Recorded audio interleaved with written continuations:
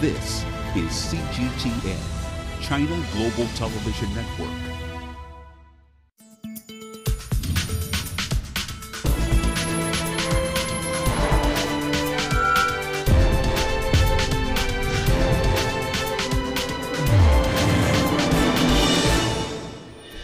As one of the world's leading financial centers, Hong Kong's service-oriented economy is characterized by its low taxation, almost free port trade, and well-established international financial markets. According to the Index of Economic Freedom, Hong Kong has had the highest degree of economic freedom since the index was incepted in 1995. However, under the surface, things don't look as rosy as it first appear. Social inequality, staggeringly high housing prices, and a general lack of innovation are some of the challenges Hong Kong is faced with. What are the drivers behind these challenges and how to tackle them in the future? Welcome to another roundtable discussion of The Point in Hong Kong, Rekindling Hong Kong. Joining me today are Professor Y.C. Richard Wong, Professor of Economics from the University of Hong Kong, Dr. Victor Fung, Chairman of Fung Group, and Dr. Edward Sear, CEO of Gao Feng Advisory Company. Welcome to the show, gentlemen. Thank you very much. Thank you. Thank you. Now, Hong Kong has enjoyed, as I mentioned, the status of the world's freest economy since 1995. However, there are some conflicting views as to how much a free economic policy has played in the development of Hong Kong. Some people are saying, let the economy decide itself, carry itself. Others are saying the government should really have a stronger hand. What is your view on this issue? Well, I think there's very little doubt that what has got Hong Kong to where it is today is absolutely because of the free market. Now, I think the whole world would know that, yes, the driving force is the free market, but can the free market solve every problem? The answer probably is no. Therefore, we need to actually perhaps combine our fundamental free market policies with certain types of things that the government can and must do. I think some of the less advantaged people, I think, may need government support in order to bring them up. I think that is very normal. The other very important thing is because of developments in the world today, how the world is so interconnected. I think you can let the free economy work, but you must connect the whole economy to the world, especially to our near neighbors and to the global economy. And that needs a lot of government support. Dr. Wong, do you think the laissez-faire attitude or the so-called positive non-intervention tradition of Hong Kong has been maintained over the past 20 years? I think by and large, yes. But positive non-intervention, as first propounded by Haddon Kay, who was financial secretary, was actually to draw a line, and that is, in the case of market failure, the government should consider whether it should intervene, and if it demands intervention, then it will intervene.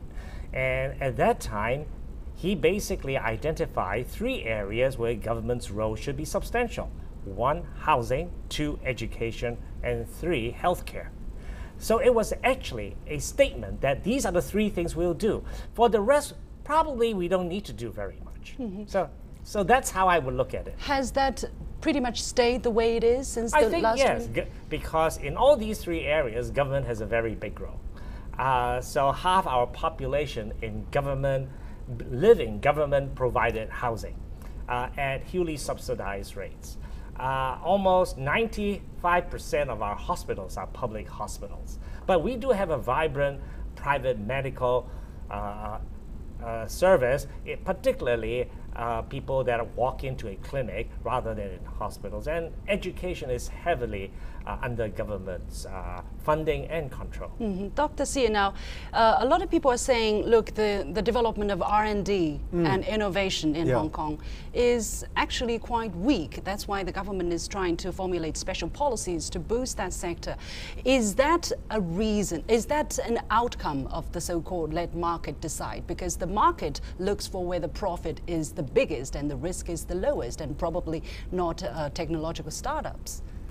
Yeah, I think it's fair to say that Hong Kong has been pretty weak in innovation and entrepreneurship in the last, let's say, 20 years. Hong Kong missed the big opportunities along the way, and I think Hong Kong really need to catch up on innovations. The government can play a pretty important role in helping to lead and to allocate resources to help with innovation and entrepreneurship. And I think, to your point at the very beginning, when you were trying to make the introduction to Hong Kong, one of the issues that we're now facing in Hong Kong is actually the lack of upward mobility for the young people. And in my view, a way to help the upward mobility of the young people is actually try to encourage more innovation and entrepreneurship. And there, I believe that the government can play a very important role. So, yes. May I jump in here? Please. Yeah, I think I totally agree with Edward that this is certainly a very good outlet for young people. But I do feel that Hong Kong fundamentally is not that weak in innovation, in a more general sense. I don't think we're an economy with a lot of technological innovation. But innovation is not just about technology. It's also about using existing technology or new technology to find new ways of doing things, new business models. Mm-hmm. In that sense, I think Hong Kong has excelled. So it's really, sometimes it's not just the technology that counts. And there's a lot of innovation that you could do without technology, or the technology actually is the catalyst for coming up with the new business models. In that sense, I think Hong Kong people are very flexible, and also we have a view of the world and connectivity to the world, which we can put to great advantage. Absolutely. I agree with you that Hong Kong people have been innovative, for instance, in the financial services, in the financial sector. But the world is really looking at technological innovation, the artificial intelligence. When we talk about the fourth industrial revolution, it really centers heavily on technology. What has to be done for Hong Kong to get ahead in this sense? The world is based on technology alone. Technology is a very important catalyst. You take any technological innovation or any new business model like Uber, the amount of new technology isn't that much, but it's because the use of the new technology introduces a new business model. Mm-hmm. It's the business model that takes hold. So I think what we can do in Hong Kong is maybe now actually participate in the trading of technology. There's a lot of international, sort of IP that is being traded, and Hong Kong is a very important center for the trading of technology, where we can also utilize it for our own innovation.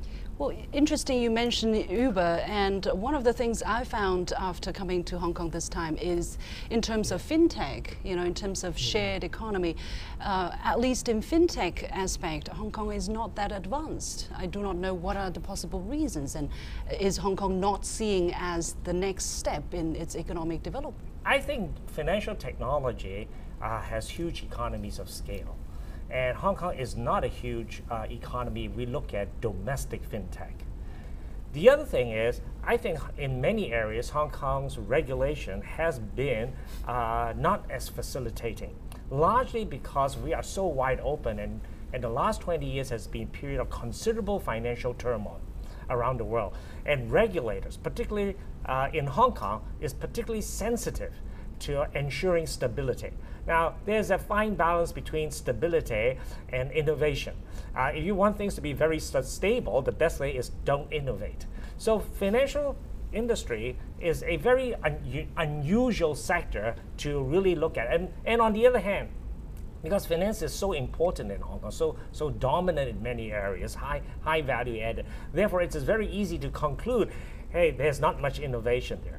The other thing I think it's also important to recognize, and that's getting back to, while agreeing with the other two speakers here, one of the things people don't recognize is that the fastest growing period of Hong Kong's time in the 60s and 70s was associated with a generation whose size is much larger than the younger generation today.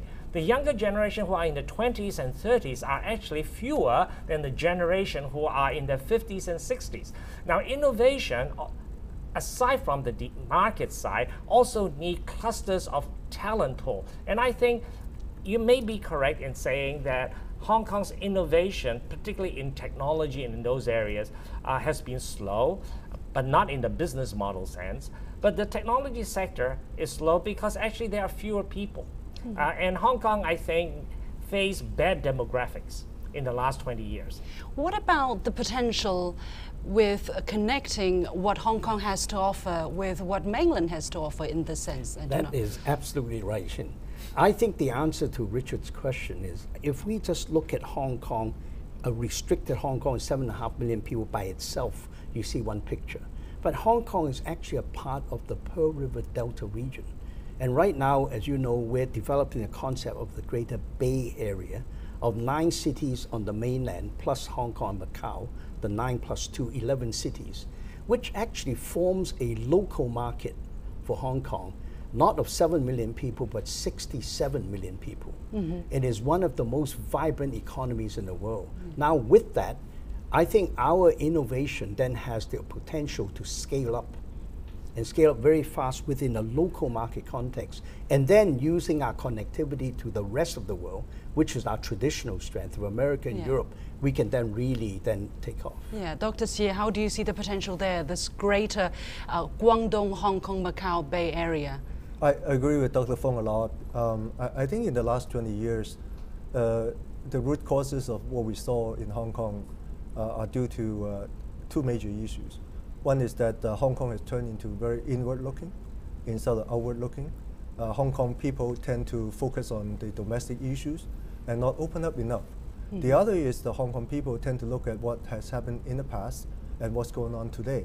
There's not enough foresight into what's going on in the future. I think the discussion that we were talking about, whether it's technology or business model and so on, they are all predicated on their ability to look at the future, what the future would bring, as you said, you know, into artificial intelligence, or perhaps other things like Internet of Things.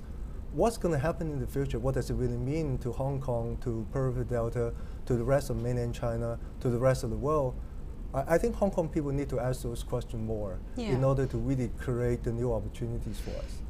Is this a factor that maybe some people are seeing the cooperation between Hong Kong and the Chinese mainland as a kind of a zero-sum game? Personally, I don't think there's a zero-sum game. In fact, I think Hong Kong people can truly participate in the development of Chinese mainland and really take advantage of the potential. And it's also, as Dr. Fung said, I think the Chinese mainland can really benefit from Hong Kong a lot, because Hong Kong is a very open society. It's highly connected with the rest of the world, and as we all know, you know, it has a impeccable legal system that the rest of the world really trusts, which, for now at least, the Chinese mainland does not have that privilege. I really cannot agree with Edward more. I think it's anything but a zero-sum game. I think what we see in the Greater Bay Area is actually a lot of synergistic opportunities. Shenzhen, in my mind, is fast becoming the technological center of China.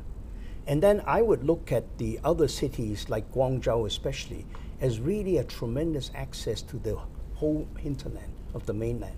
It is really one of the places where it's where you gather the opportunity to distribute to all of the mainland. So you put those factors together, and especially if you put it in the context of the country's direction now, China's direction now, in developing the One Belt, One Road concept.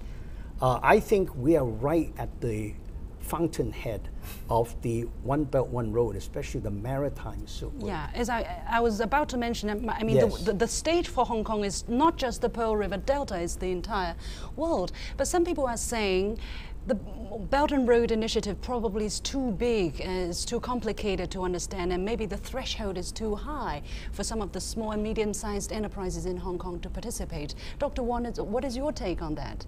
Such spectacular moves that will take place will spawn many allied support and chains, in which I think Hong Kong, particularly because of its legal system, its financial systems, will be able to participate very actively. The other thing is, a lot of it is about speaking the language of the world. That is in commerce and that is in finance, and I think Hong Kong is uniquely placed. In fact, it's the only place that is uniquely placed in Asia. Fascinating. Well, we have to take a short break and we'll be right back after that. Stay with us. 2 decades ago, Hong Kong turned a page in its history. the British colony became part of China once again. Over the years, the region has gone through ups and downs. Hong Kong's next chapter is still being written.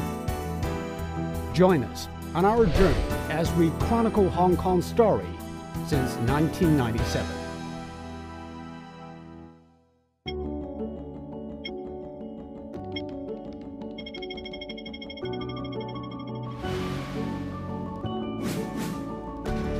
The harbour of fragrance, a young city in transition. 2 decades since the British handover, what remained and what changed? CGTN takes a close look at Hong Kong, its people, prosperity and possibilities. From troubled politics to a shifting economy. From civic life to public debate. From a brilliant past to a promising future. See it all on our special program.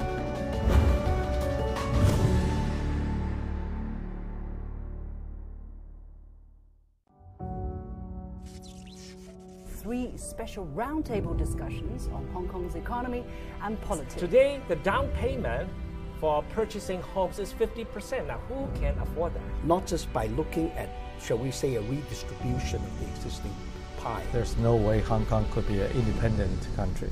So like if Beijing's the man in this relationship and Hong Kong's the woman, if you're just emotional, hey, you don't respect me, hey, you don't treat me nice, that doesn't work either.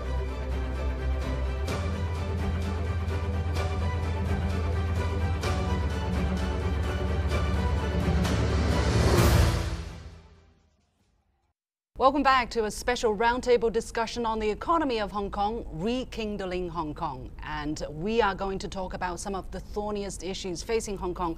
First of all, social inequality. According to a recent Hong Kong Census and Statistics discovery or report, let's say, Hong Kong's Gini coefficient hit a 46-year high, reaching 0.539. That is the highest number in the past 46 years.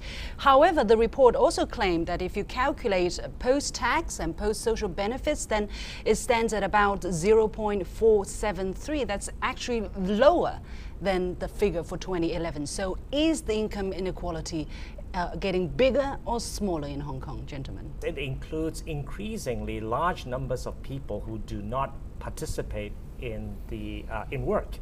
We are aging, we're more people who have zero incomes, and they still count as a household.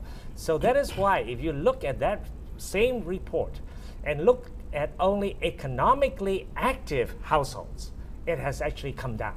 And when we compare Hong Kong's Gini coefficient with China's, with the United States, with Britain, France, Japan, we look pretty bad. But the real comparison is with New York City, with London, with Paris. And we are actually more equal even if we include those who are retired. We are more equal than they are. I think Hong Kong does not experience much outward migration. Whereas in other city economies, even if you compare it to, let's say, New York, there's a lot of movement in and out of New York. People move into Hong Kong, but they don't really move out of Hong Kong. So I think that's an important. But I do agree with one thing though, regardless of what the numbers say, our inequality of income is an issue. And I do think it is actually not a Hong Kong issue per se. I think it's an issue that's pervading many parts of the world. And I think we do have to address it. What are the underlying factors driving this income inequality, Dr. Xie, in your eyes? In Hong Kong in particular, actually for the general families, the housing cost can be significant. And therefore, as we measure the wealth inequality of the people in Hong Kong, it's important to somehow include some degree of measure on the burden on housing. If one were free of any obligations to do mortgage, for example, then actually life can be pretty good. If one is not, one has to take care of the mortgage every month, or have to provide a high level of rent every month, then life can be pretty tough. Yeah, what about the housing prices then? It seems that the housing prices has a big say or big influence on the situation. Are we really seeing increasingly unaffordable housing for ordinary people? 35% of the population live in privately owned homes that they own themselves. 35% live in public rental housing, in which they pay $1,000 Hong Kong per month, and they are heavily subsidized. 15% live in government-provided ownership units. So they are actually in very good shape. They got it cheaper than everybody else. And there are 15% who rent apartments in the private sector. So many of those in public rental housing have become well off, but they still live there. You see, they are well off because they've been paying very low rent for, you know, a quarter of a century. However, well, from what you said, it seems not so serious a problem. However, Carrie Lam, during her most recent interview, she still pointed to the housing crisis or the housing problem as the number one priority for the new administration. But you will understand what is the problem there. Supply of housing has not grown very rapidly. Two, if you live in public rental housing, if your incomes pass a threshold, you have to pay double rent. So what is the solution to that regulation? You actually deregister your children. So you can stay in the public rental housing unit and don't pay double rent. What happens to the children? They go and rent cubicles in the private sector. And that has created the low-end driver for housing prices to rise. Then on top of it, and this is a financial regulatory problem, today the down payment for purchasing homes is 50%. Now, who can afford that? A 50% down payment is unaffordable. We used to pay 5% down, and that is a financial stability problem in the global situation. What could be the possible way out? Well, I think, Xin, the first thing I would say is it's very important to address the problem, not just by looking at, shall we say, a redistribution of the existing pie, economic pie, but to think about how we can grow the pie. And we must do both at the same time. That's the first observation. We cannot just focus on, you know, the inequalities and the housing issue. Now, the second thing lies in what Edward was saying, is the innovation. If you look historically on how Hong Kong over the last 30 years have really thrived and have created huge upward social mobility, it's starting from the 1980s. You know what it was? It was really the opening up of China, with the entrepreneurs in Hong Kong having a 20-man small factory, going across the border, creating a 2,000-man factory, at those times mostly all for exports. That is what really created wealth and upward social mobility in Hong Kong. If we are able to really develop innovation, but then have the opportunity of a much larger local market of the whole Greater Bay Area region, or maybe even bigger, then we can scale up and really introduce what I would call cross-border upward mobility. And that, to me, is the real solution to what we are facing today. However, some people, or I don't know how big the percentage is, but people seem to have the reluctance to move in the other direction, right? They don't want to move out of Hong Kong, and when they see mainlanders moving into Hong Kong, they also have a problem. What we really must do, however, is to increase the flow and any impediments to the flow of goods, the flow of people, the flow of funds, connectivity, etc. basically. Connectivity, infrastructure connectivity. or take away the friction to the flows. What is not moving so smoothly is people. And the reason why people cannot move so quickly, it's not just whether they like it or not, because if you think of it, 50% of the population live in publicly provided housing. That means they have to be here. They cannot leave. If they leave, they lose their unit. So my advocacy is actually to privatize those public housing. Now, once you privatize, you become more mobile. Mentally, a lot of the Hong Kong people, in particular Hong Kong young people, are very reluctant to accept that the Chinese mainland is actually an opportunity. You know, it just so happens in the last 20 years, Hong Kong young people tend to look inward. I think it's now time to look outward again. Yeah. Technology is helping that, because connectivity through internet and other things are really helping that. I think what we really need to do is to inculcate the young people with a much broader vision, especially looking outside of Hong Kong to the whole world. Yeah. I think Hong Kong is a very small economy by itself. It has to be a very open, outward-oriented economy. And also, I think there's a need for a lot of continuous improvement in our services sector so that we maintain our lead. And also, I think to the extent that some of the older industries are now being phased out, we need a lot of retraining. In the older days, the Hong Kong entrepreneurs were really entrepreneurial. Our parents' generations, they tried to do a lot of things when things were not well defined. Things were pretty ambiguous and unclear, and people tried to make good out of ambiguous situations.